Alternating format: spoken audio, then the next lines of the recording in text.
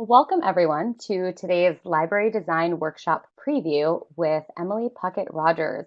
She's the program advisor and facilitator for the upcoming Lead the Change library design workshop offered by Library Journal.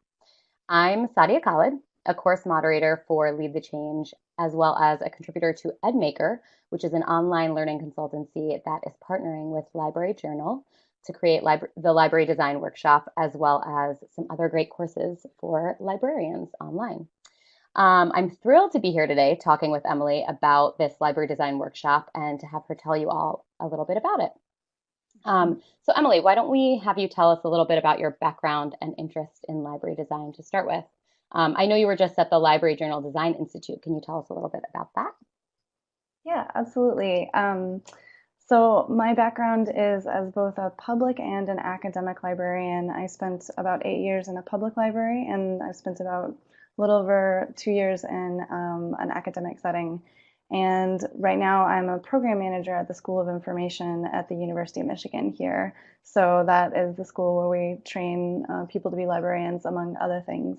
And I've been interested in library design really since I started working in a library. My interest and my passion for this was sparked when I worked at the Fayetteville Public Library in Arkansas and was on the staff as we transitioned from an original building into a new building. And the opportunity that we had to engage our community to do new programming was really exciting and really led me to where I am today. And I've engaged at an academic level in strategic planning here at the University of Michigan Library as well.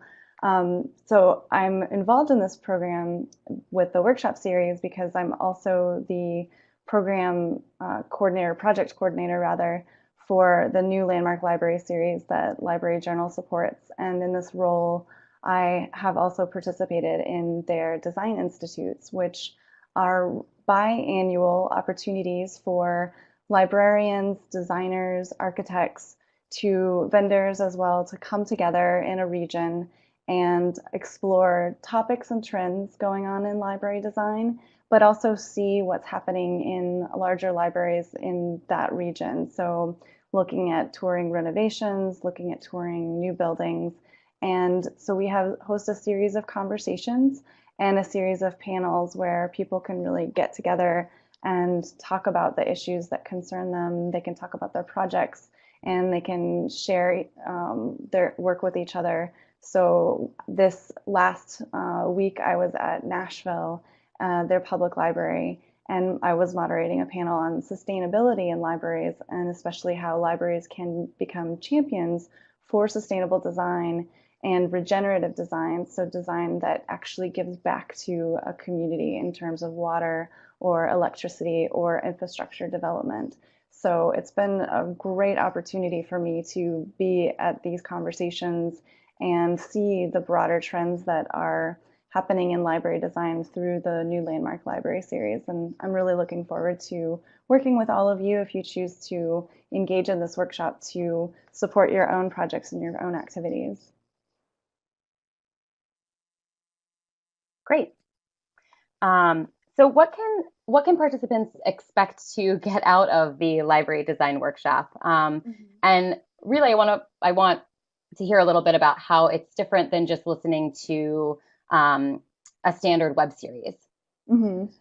So what I think is really exciting about this opportunity is that you'll be listening to presentations from a cross section of people that are involved in the design process. So it's not just architects who will be talking about their own perspective. It's not just library leaders, but it's a good combination of people who are involved all the way from the fundraising process also to the implementation process, the management process, as well as design. And in that respect, you will be able to engage with the speakers a little bit more deeply in the actual workshops and with each other in the classroom that we'll be setting up for each of you that participate. And in that space, we'll be assigning homework exercises that I'll discuss a little bit later, but that will be your chance to ask questions of each other, to get advice from your colleagues and your peers, and to really apply what you are learning about in the workshop series to the context of your own work. So in that respect, it's really driven by your participation, and we're trying to develop and provide the scaffolding and framework for those conversations. And so we will be, to that end, addressing things like deciding on whether you need to build a new building or whether you will be focusing on renovation, how to prioritize your work and your context for your library design project, how to engage in space planning and fundraising strategies, and what it looks like to build the right design team and how to communicate that. So those are broadly what we'll be discussing, but we'll be digging into facets of each of those things during the workshop series over the course of the several weeks that we'll be doing this. So the course will really be individually tailored to each participant's needs. So the keynote speakers each week will be discussing, as you said, different topics within library design. But then the online classroom will really help, and the facilitators will really help focus the participants in on the actual project that they are working on. Mm-hmm. Great. So to that end, we have a couple of polls, yes? Yes, we do. We would like to learn from So, you a little bit more about your own motivations. um, we want to know what stage of the design process you're currently in, if you're planning for a future project or in the midst of a project underway now. You can see folks are already clicking in. Mm-hmm.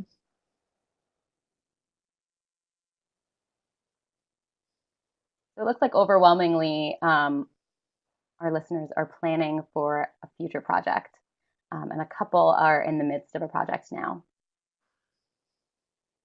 Great.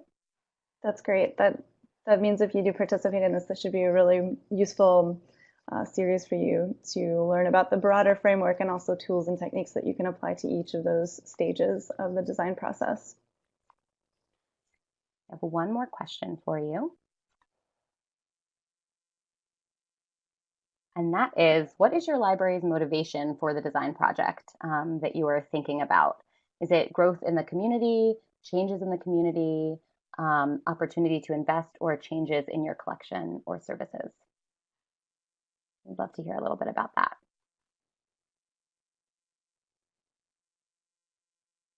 And I'm seeing someone in the chat, Mary, has an interest in library design, but is not currently designing.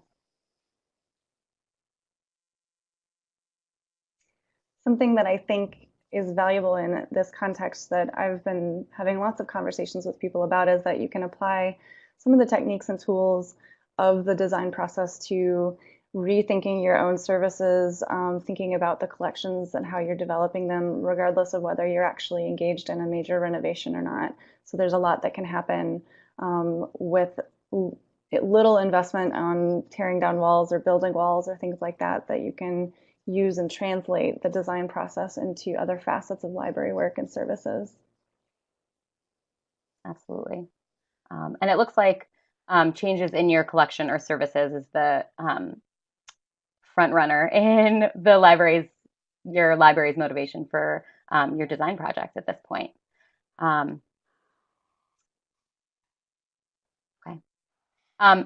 So Emily, can you focus in a little bit on what some of the ways are that the workshop is going to help viewers who are just starting out with library design, since we overwhelmingly have a lot of listeners who are just starting out. And then also maybe touch on, for those of us who are in the thick of it right now, how the workshop will also cater to their needs as well. Great.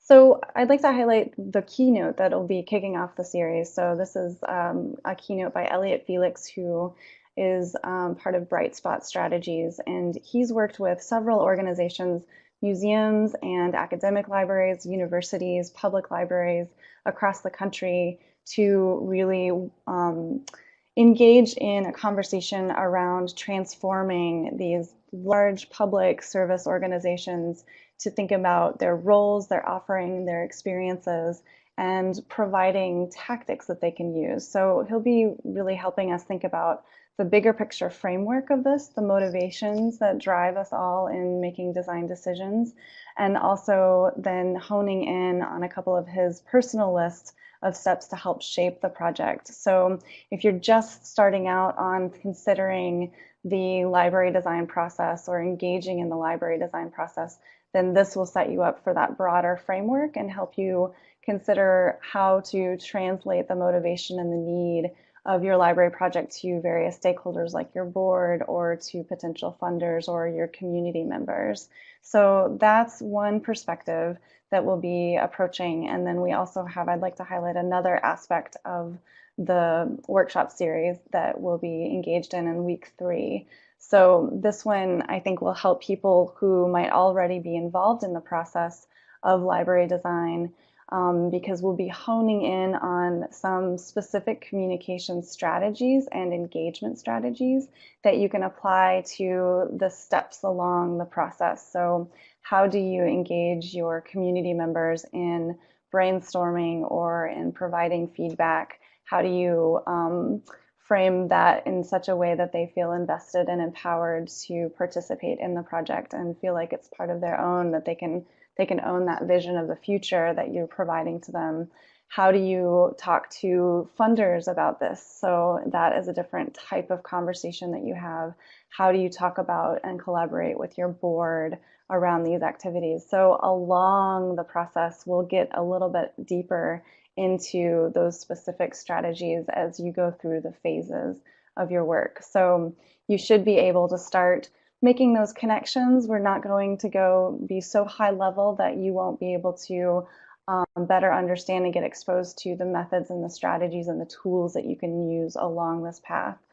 And that's the point of moving through the workshop series in the way that we are, and in connecting you with each other so that you can share your own experiences, your own work, and your own questions, challenges, opportunities, inspiration with each other. Yeah, and it sounds like, particularly when you were discussing week three's keynote around how to engage um, your community in the project, it seems like from the chat, I'm seeing there are some folks who are beginning to engage in um, library design projects, but their boards are either not taking action yet, or they're doing smaller projects because the whole hasn't become cohesive yet. So there's a lot to learn from our keynote speakers in terms of how to address those potential issues. We'd love to hear from all of you and have a brief conversation about your interests or needs associated with our workshop. Um, so, Emily, should we go to our last poll? Yes, that would be great. So we'd love to know what the biggest unknowns are for your project as a jumping off point for some conversation around what questions you have for us, and what your perspective is and where you're coming from in terms of your library design project. So either type in to the poll and we'll see your answers as they populate below, or also feel free to elaborate in the chat window and ask whatever questions you have for us at this point, et cetera, et cetera. And to answer Gail's question a little bit, or to address her challenge specifically of moving into a temporary location and then moving into a permanent location, those are very big projects that are they're in tandem, but they're almost parallel projects that you have to envision and implement. And some of our speakers, 2 of our speakers actually have direct experience with that. So we'll have Melanie Huggins talking a little bit about that process from the public library perspective in Richmond. And we also have Nancy Allen, who will be one of the keynotes. And when they were renovating their library at the Penrose Library at the University of Denver, they also engaged in a very long and complex process for moving into temporary space, having collection space offsite and things like that. So they'll be able to address some of your specific questions and give some really great examples. You're welcome. Mhm. So it looks like we have some wide-ranging unknowns here. Patron flow, what do our users really want? Um, how best to meet the needs of our library users through renovation. Um, Emily, will how to meet the needs of patrons be a theme that comes up in the library design workshop? I think definitely that's something that Elliot Felix has special experience with, and he is a really good thinker around the broader experience of the library. So the way that you communicate to your patrons, the way that you think about how they move through both the physical and the digital space, and how that relates back to the broader community. So that won't just be design considerations from a physical perspective, but kind of design considerations around the more holistic experience of engaging with the library and its services. And so you'll be able to think about that. We'll also be looking at and illustrating trends on how to do more research that will enable you to better understand your users' needs and be able to develop a flexible and forward-thinking design for your community as it grows or as it changes and shifts. And all of the people that we have on the panels or the workshops, that our speakers have direct experience with those things.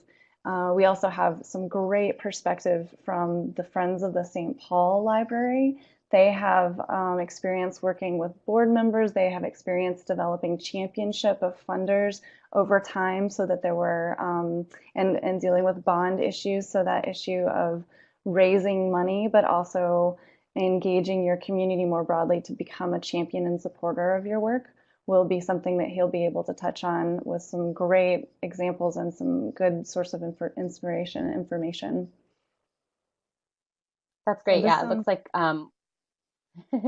we do have some responses that focus in on funding and financing being an unknown as well.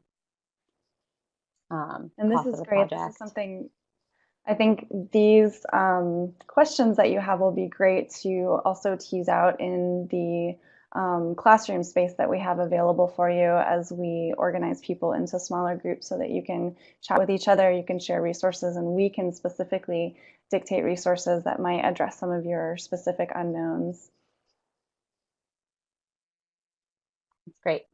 Um, can you actually tell us a little bit about what participants can expect in terms of the interactive format of the workshop? I know that the homework is a huge piece of that, and how interactive the workshop becomes, and what really makes it a workshop as opposed to just a web series.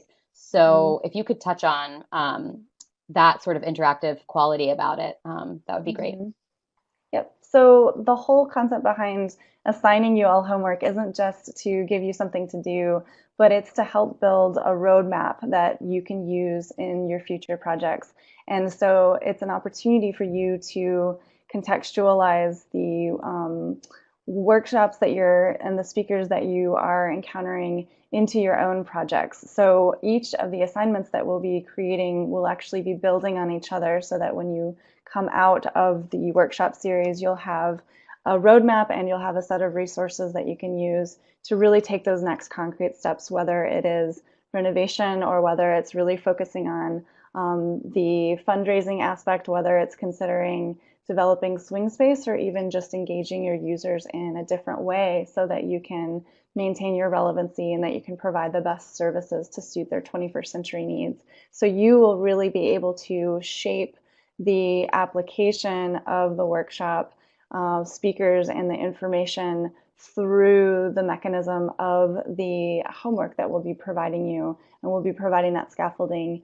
And one element of that that we'll be able to provide is we'll be working with various people across the country that have direct library design experience, and they'll be your group facilitators. And so you will get placed into smaller groups where you'll be able to talk with each other, but you will actually get one-on-one attention with that group facilitator. So they'll be in touch with you.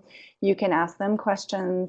they will be giving you direct and specific feedback on your homework to point you to additional opportunities to engage in different tools or techniques or additional resources of information that are specifically tailored to your library's project and to your needs as a library leader or as somebody who's going to be engaged in this library design process. So that's really where we hope that you'll benefit from something like this, that it won't be a passive experience where you might take some notes, but you won't understand or be able to apply it to your own context, but you'll actually be able to build those tools that you can use in the future while we move through the workshop together. And you'll be able to work with a cohort of people that will be able to share in your experience, give their own perspective and feedback, and continue to grow that network as you move forward into your project so that you can connect with them as you might have questions or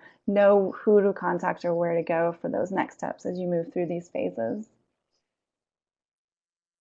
Yeah, speaking from experience with multiple other Library Journal Lead the Change courses that I've moderated, I can really say that the students of the courses truly feel like the homework helps them to create a program that they will, in fact, roll out in real life. It's not disconnected from reality whatsoever. And that's part of why the courses are so powerful, because they really mean that you as a participant are working on something that you are enacting as you are moving through the steps that we have our advisor set up in the homework assignments.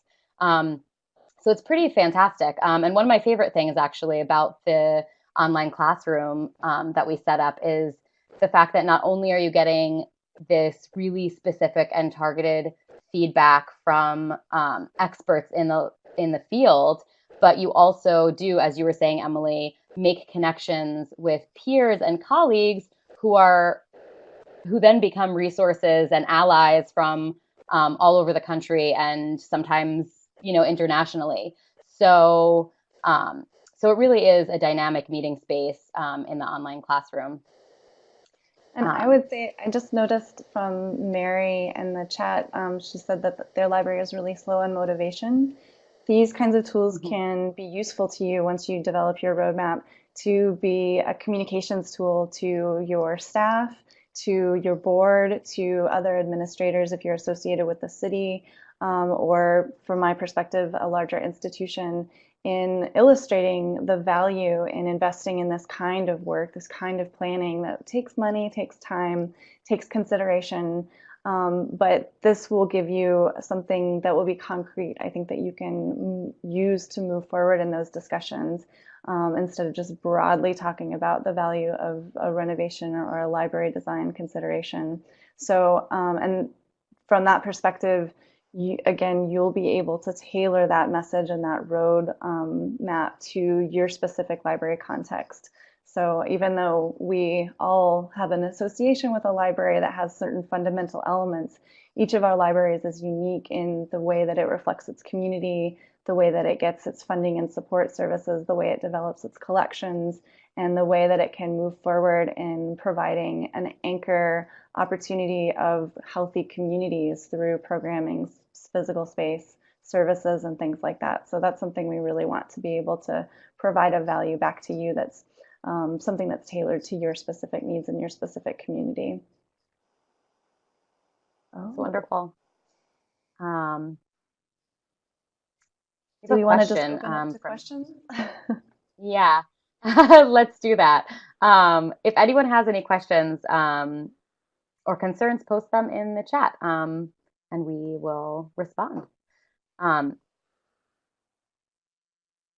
So I would say, so we've got a little bit more information that you can see here. If you do have any questions that we don't answer in this session, please feel free to email us and we will do our best to get back to you and then also address those potentially more in depth in the workshop series itself. We really do encourage you to sign up for this, and there is a special discount for participating in this information session that we'll have the information for a little bit later. To Karen's point of designing a library and a career learning testing center together, A lot of libraries are engaging this, both from the public perspective and from the academic perspective. And I'm not sure where you're from, but the Denver University example is an example of some interesting partnerships of other campus services that share and are co-located within the library and share services, collections, and programming as well. Um, from Nashville, where I recently was, they have a Limitless Libraries program, and we toured a high school that was a joint high school public library partnership. And we're seeing a lot of interesting partnerships with public libraries, with park systems, with YMCAs and other community centers, with community colleges, and with high schools, things like that. So those joint service models are certainly something that can be designed and developed and can lead to deeper investment and partnerships than just necessarily thinking about it from the perspective of sharing space, but really coming together to share a vision and share resources in some great ways. We have a couple of questions coming in. So, are the assignments doable in about a week or 10 days' time? Asks Andrea. She doesn't want to bite off more than she can chew this spring. Yes, definitely. And the whole idea is something that is broken down into a component that you can build on it over the course of the workshop, the course of the course. Um, and so what you'll be able to do is you'll be able to accomplish that and then get feedback on it and then build on it for the next week. So we're definitely creating things that are scoped in such a way that you can do them, you can tailor them, but it will give you something tangible at the end. So children's And areas, Anne we was can asking about, go ahead, Sadia. sorry. Anne was asking about a signing up as a small group, and Carmen responded, but I just wanted to reiterate that if you do have any questions um, like that, or any questions at all, really, you can email us at learn@edmaker.co, and we will respond to your inquiries. So please use us as a resource. Um, Emily, was there So another question you had wanted to respond to? there was just one question that Jennifer asked about geared toward children's areas, and I think that's something that can be brought up in the context of some of the discussions that we have, especially. And that's an opportunity for you if you're looking at a children's space, or Gail, if you're talking about a space that you're kind of fitting to the context of the library, if you need to renovate or and you need to move into a temporary space. Those are elements that you can focus on in your roadmap in the assignments that you're working on, and then get more specific feedback, and we can find resources that can serve your specific activity and need. So even if we don't have an entire panel discussion geared toward that specific need, that you can still fit it into the context of the workshop. Absolutely. And that goes for whatever your specific needs are as participants in the workshop, for sure.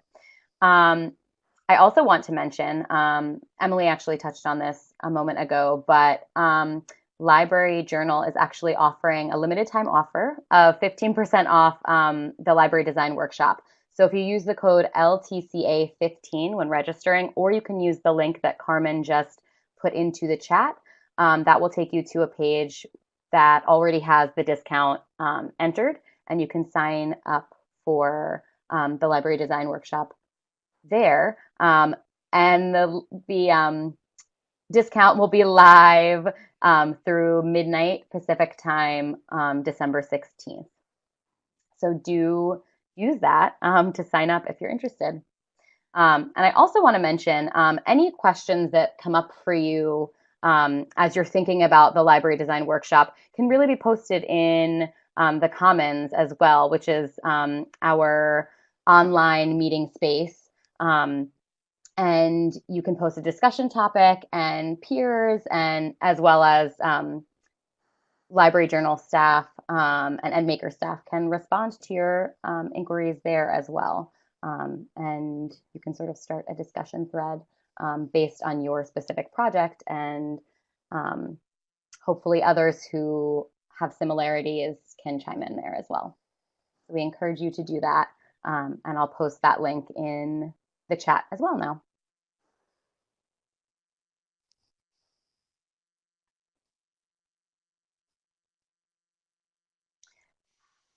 Does anyone else have any questions for us? Well, we've got Emily here.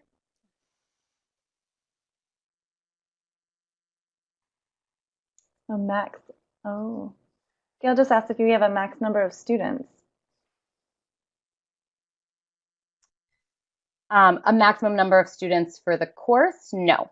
As many people who sign up will sign up, and we will have facilitators specifically for, pardon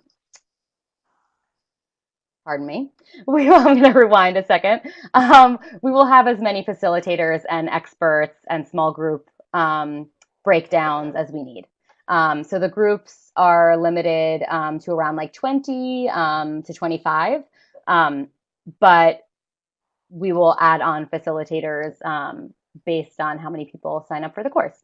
But your small group is maxed out at 25. So you will be working with a small group of people with your facilitator. To answer your question, your follow-up question, Gail, will there be public librarians in a group and academics in one, et cetera? They aren't specifically tailored in that way. You will have a mix of librarians, but then you can also post on the discussion board for the course, I'm in this particular setting and I'm facing this particular issue, and others who are in the same situation and the same setting can easily find your discussion and respond to it. Having a mixed group in each small group really helps to broaden perspectives, because certain things that apply in one situation might actually carry over into another situation and help us think creatively. So we're hoping that helps out actually. And the discussion boards are really active places to find people who are working on projects that you are working on as well. Do you want to add anything to that, Emily? I just think that that's something, even though you may be working with a cohort that might have a bulk of one specific representation of libraries, I do agree with Sadia that there are really great opportunities to get inspiration, tips, guidelines, experience from the other groups of librarians who are going through similar design considerations and processes. So that can often provide a spark that, or a trail that you didn't quite anticipate before. So that's one reason that we're trying to establish this space as a community space for you to engage with each other and to build those connections, build those relationships, and look a little bit beyond the field of maybe your specific project, so that you can see the broader context and get that inspiration from other places, and then tailor it to your specific needs in your community. Exactly. We just have a couple more questions coming in. Deirdre is asking about international participants. We do have, in previous courses, Lead the Change has had international participants from Europe. Deirdre, I read a few comments up that you are in Ireland. And so we do have participants from Europe occasionally. We have one of the last workshops I was in, we had several people from Australia. We definitely have folks from Canada. We have someone from Ontario here today. So there are people who come in from all over, really, which is a really nice, an additional perspective to have that's really interesting and great. And Carmen has responded to Gail's question about if this is a first ever offered library design course. So yes, it is the first course for the library design workshop. And it's really shaping up to be an amazing course. We have some really, really wonderful keynote speakers, and Emily has really put together something fantastic. Thank Thank you. And we will be recording these sessions, so you'll be able to access them in your classroom and things like that, so you can go back and review specific aspects of the workshop as they move forward. Oh, great, Gail, you went to one in Denver. Yeah, the whole intention of these, I think, that is really valuable to the community is to really combine that concept of theory and practice, and getting a little bit academic here, but we know that we read a lot about design projects, we watch things, we're consumers of this, but this is a way that you can actually become more of an active participant so that you can engage and feel confident moving forward in your own design project. So I think that that's going to be something that will be really valuable to everyone, and something that I certainly appreciate out of this framework that we're employing. All right. Well, thank you so much for being here, Emily.